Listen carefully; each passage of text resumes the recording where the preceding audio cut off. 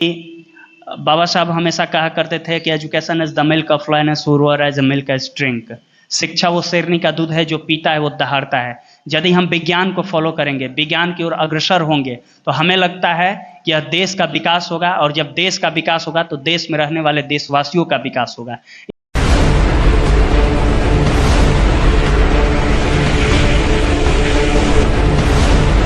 नमस्कार दोस्तों, आप देख रहे हैं विजयी तक न्यूज, जन जन का आवाज, मधेपुरा बिहार। अभी हमारे साथ बड़े छात्र नेता जुड़ चुके हैं पटना यूनिवर्सिटी का। हम पटना आ चुके हैं और भैया से हम मिले तो बहुत अच्छा लगा और आप सभी को जानकारी देने का प्रयास करते हैं। पटना में यूनिवर्सिटी में छात्र संघ का चुनाव होने वाला है और उस पर हम भैया से बातचीत करते हैं, क्या मुद्दा उठाते हैं। सबसे पहले आपका विजयी तक न्यूज में स्वागत है। बहुत बहुत धन्यवाद। आपके विजयी तक न्यूज चैनल के जितने भी दर्शक हैं उन सभी लोगों को मेरा यहीं से प्रणाम है। जय भीम है, जय संविधान है। मेरा नाम मंजीत है और हम सामाजिक कार्य में सक्रिय रहते हैं, और ख़ासकर पटना विश्वविद्यालय में जो भी छात्र छात्राओं की जो समस्या होती है उसको लेकर उनकी समस्याओं का समाधान कैसे निकाला जाए या उनकी समस्या का हल कैसे हो, उस पर हम हमेशा सक्रिय रहते हैं। तो आप छात्र नेता पहले से रह चुके हैं, किस संघ से हैं? देखिए, छात्र नेता हम रहे नहीं हैं। हम छात्र राष्ट्रीय जनता दल के एक सदस्य हैं, एक कार्यकर्ता हैं, और हमें जिम्मेदारी दी गई है कि पटना विश्वविद्यालय में छात्र राष्ट्रीय जनता दल को कैसे मजबूत करना है। तो मतलब आप कैसे मजबूत कीजिएगा, उस पर आप कार्य कीजिए। तो हम अपने कार्य के प्रति उत्तरदायी हैं और उस जिम्मेदारी को पूरी निर्भीकता से, पूरी निडरता पूर्वक उसे जो है किसी भी समस्याओं का समाधान करने में या किसी तरह की जो भी समस्याएं होती है उसका हल कैसे निकाला जाए, उस पर हम हमेशा सक्रिय रहते हैं। छात्र राष्ट्रीय जनता दल जो है वो हमेशा छात्र के हित में काम करता है। पटना विश्वविद्यालय में चाहे रैगिंग की समस्या हो या कैंटीन की समस्या हो या 24 आवर जो है लाइब्रेरी न खुली रहती है उसकी समस्या हो, या जो पटना विश्वविद्यालय में एडमिशन को लेकर जो धांधली होती है उसकी समस्या हो, या अन्य कई तरह के जो कारक हैं उस पर जो है उसका समाधान कैसे उसको किया जाए, या उस जो समस्या है उसको सुदृढ़ कैसे किया जाए, उस पर हम लोग काम करते हैं। अभी जो है पटना विश्वविद्यालय में छात्र संघ का चुनाव होने की घोषणा अभी नहीं हुई है, बट अभी लग रहा है कि चंद ही समय में, कुछ ही दिन के अंदर जो है पटना विश्वविद्यालय में चुनाव करा लिया जाएगा, ऐसा वाइस चांसलर जो है हमारे विश्वविद्यालय जी का आदेश है। तो उस पर हम लोग अभी कार्य कर रहे हैं। अभी जब तक से अंतिम तिथि नहीं आ जाती है कि कब चुनाव होगा, इस पर हम कोई टिक्का टिप्पणी नहीं करना चाहते हैं। तो बहुत बहुत धन्यवाद। और हम आगे मतलब दिल्ली में चुनाव हुआ है, जो कि हमारे बिहार में भी आगे चुनाव होने वाला है, उस पर आपका क्या राय है? देखिए, दिल्ली का चुनाव हो या महाराष्ट्र का चुनाव हो या हरियाणा का चुनाव हो, या यूँ कह लें कि पुनः अभी कुछ ही समय पहले जो लोकसभा चुनाव हुआ, इन तमाम चुनाव में हम यही पाते हैं कि जब तक हम एकजुट नहीं होंगे, जब तक हमारी जो एजेंडा है उस पर हम कार्य नहीं करेंगे, तब तक जनता हमें स्वीकार नहीं करेगी। और हम जिस भूमि से आते हैं, जिस बिहार की पवित्र भूमि पर हम रहते हैं या हम यहाँ के निवासी हैं, तो बाबू जगदेव प्रसाद कुशवाहा जी कहते थे कि 100 में 90 शोषित हैं, शोषितों ने ललकारा है धन धरती और राजपाट में 90 भाग हमारा है।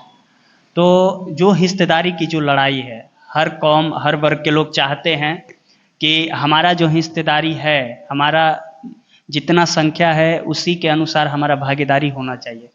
इस मुद्दे पर राष्ट्रीय जनता दल आरजेडी पूर्ण रूप से काम कर रहा है, और आने वाले जो बिहार विधानसभा का जो चुनाव है 2025 का, इसमें आप देख सकते हैं कि जैसे जिस प्रकार से हमारे नेता माननीय तेजस्वी प्रसाद यादव जी काम कर रहे हैं, 17 महीने के कार्यकाल में आप उनकी हिस्ट्री उठाकर देख लीजिए कि जितने काम किए, लाखों नौकरियां देने का काम किए, शिक्षा व्यवस्था को सुधारने का काम किए, स्वास्थ्य व्यवस्था में जो है वो 4 चांद लगाने का काम किए कि इस तरह से लॉ एंड ऑर्डर है उसको जो है सुदृढ़ करने का काम किए, और तमाम तरह की जो भी योजनाओं की घोषणा किए थे वो अपने 17 साल के कार्यकाल में जो है 17 महीने के कार्यकाल में जो है वो लगभग पूरा करने का काम किए हैं। और आने वाले जो 2025 विधानसभा चुनाव है, इसमें हम बिहार के सभी युवाओं से, माताओं, बहनों से आग्रह करते हैं कि 2025 में एक तरफा जो है आरजेडी को जिताइए, 2025 में तेजस्वी प्रसाद यादव जी को मुख्यमंत्री बनाइए। उनका एक ही एजेंडा है, बिहार का ग्रोथ कैसे हो, बिहार में जो पलायन की स्थिति है वो कैसे रोका जाए, बिहार में जो माई बहन मान सम्मान योजना जो है उसको लागू कैसे किया जाए, या बिहार में जो बेरोजगारी की जो समस्या हो, भूखमरी या रोजमर्रा की जो समस्या है उससे निजात कैसे पाया जाए। उनका एक ही एजेंडा है कि हम जब आएंगे सरकार में तो युवाओं को नौकरी देंगे। हम जब तेजस्वी प्रसाद यादव जी जब सत्ता में आते हैं, लॉ एंड ऑर्डर जो आज पूरी तरह से ध्वस्त हो चुका है उसे सुधारने का काम करेंगे। जिस तरह से संविधान की अवमानना हो रही है, संविधान की जिस तरह से धज्जियां उड़ाया जा रहा है, उसको वो संभालने का काम करेंगे, उसे रोकने का काम करेंगे। और तमाम जितने भी हमारे बेरोजगार भाई बहन हैं उन सभी लोगों को रोजगार देने का काम करेंगे, क्योंकि बिहार में सबसे बड़ा अगर कोई मुद्दा है तो वो है बेरोजगारी का मुद्दा। आपके पास कला होते हुए भी, आपके पास हर प्रकार के गुण होते हुए भी आपको प्लेटफॉर्म नहीं मिल पाता है, आपको एक मंच नहीं मिल पाता है जिससे आप अपनी काबिलियत या प्रतिभा को दिखा सकें। तो उस प्रकार की प्रतिभा दिखाने का मौका देने का तेजस्वी प्रसाद यादव जी काम करेंगे बिहार में। हमें लगता है कि इस प्रकार से यदि काम होगा तो इस प्रकार जो अभी बिहार की जो जनता है अवश्य माननीय तेजस्वी प्रसाद यादव जी को मुख्यमंत्री बनाएंगे। एवं हम जितने भी बिहारवासी हैं उन सभी लोगों से हम आग्रह करते हैं कि जिस प्रकार से पिछले 17 महीने में जो काम किए हैं तेजस्वी प्रसाद यादव जी, उसको पुनः लागू करने का काम करेंगे। सबसे पहले हमारे बिहार में जो डबल इंजन की सरकार चल रही है ये कैसे खत्म होगा? देखिए, डबल इंजन की जो सरकार है वो पूर्ण तरह से जंगल राज की सरकार है। आप देख सकते हैं कि जिस प्रकार से चाहे नालंदा हो, चाहे खगड़िया हो, चाहे नवादा हो, या हाजीपुर, बक्सर हो, या अन्य जितने भी जिले हैं, ऐसा कोई भी दिन नहीं है जहां हमारी माताओं बहनों जो है उनका बलात्कार नहीं होता है, उनको शिकार नहीं बनाया जाता है। ऐसा कोई दिन नहीं है जहां लॉ एंड ऑर्डर जो है खराब पाने की जो है सूचना नहीं पाई जाती है।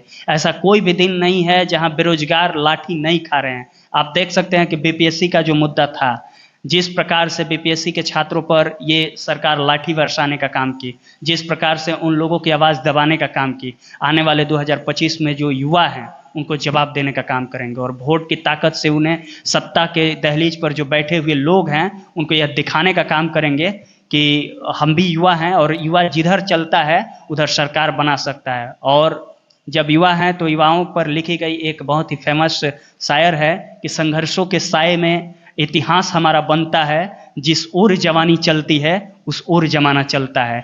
तो हम लोग युवा हैं और युवाओं का एक ही सपना होता है कि इस देश को सुदृढ़ कैसे किया जाए, इस देश को मजबूत कैसे किया जाए, इस संविधान को सुरक्षित कैसे रखा जाए। और उस संविधान को सुरक्षित रखने का कार्य अगर इस राज्य में अगर कोई दल कर सकता है तो वो राष्ट्रीय जनता दल है। देखिए दोस्तों, यहाँ हमारे मंजित भैया बोलने का प्रयास किए हैं। इससे हम एक मुद्दा और उठाते हैं जो कि महाकुंभ में भगदड़ मच गए हैं और हमारे दिल्ली में भी कितने माई बहन और भाई भगदड़ से और मर चुके हैं, तो उसका क्या कहना है भैया? देखिए, हम जिस कौम से आते हैं, जो विरासत है हमारा, उस कौम में जन्मे महापुरुष ने कहा है कि मन चंगा तब कठौती में गंगा। एक कहानी ये सुने होंगे। यानी यदि आपका मन पवित्र है, यदि आपका मन जो है शुद्ध है, तो किसी भी प्रकार का कुंभ नहाने का जरूरत नहीं है।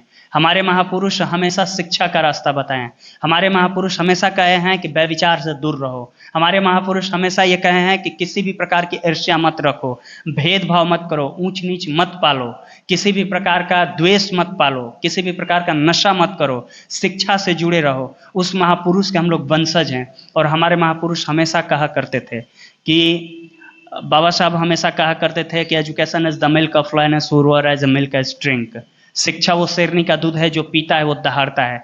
यदि हम विज्ञान को फॉलो करेंगे, विज्ञान की ओर अग्रसर होंगे, तो हमें लगता है कि यह देश का विकास होगा। और जब देश का विकास होगा तो देश में रहने वाले देशवासियों का विकास होगा।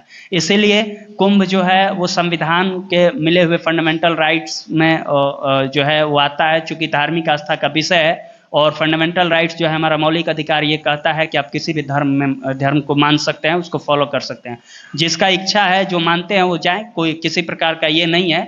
लेकिन हमें मेरा मानना है कि यदि आप वास्तव में एजुकेशन को आगे बढ़ाते हैं, यदि आप साइंस को यदि आप बढ़ावा देते हैं, विज्ञान को फॉलो करते हैं, तो हमारा देश का विकास होगा। क्योंकि जितना भी ग्रोथ हुआ है देश का, किसी भी कंट्री का हिस्ट्री उठाकर देख लीजिए, अगर वहाँ का ग्रोथ हुआ है, वहाँ का डेवलपमेंट हुआ है, अगर विकास हुआ है, तो उसका कारण एक ही है, वो है साइंस। इसलिए हम साइंस और साइंस को मानने वाले लोग हैं, विज्ञान को फॉलो करने वाले लोग हैं। तो हम जितने भी हमारे भाई हैं, आपके चैनल के माध्यम से देखने वाले जो दर्शक हैं, उन लोगों से अपील करते हैं, इस प्रकार के जो अंधविश्वास पाखंड है उसका विरोध कीजिए एवं खुलकर संविधान का समर्थन कीजिए एवं संविधान में बताए गए रास्तों को आप मार्गदर्शक मानकर उसे फॉलो करने का काम करें, ताकि हमारा संविधान मजबूत हो सके। और संविधान पूरी तरह से विज्ञान में निहित है एवं संविधान को मानने वाले जितने भी लोग हैं वो संविधान वो विज्ञान में मतलब अपनी आस्था रखते हैं। तो इसीलिए हमारे जितने भी आपके दर्शक हैं उन लोगों से अपील करना चाहते हैं कि किसी प्रकार का अंधविश्वास पाखंड में आप मत पड़िए।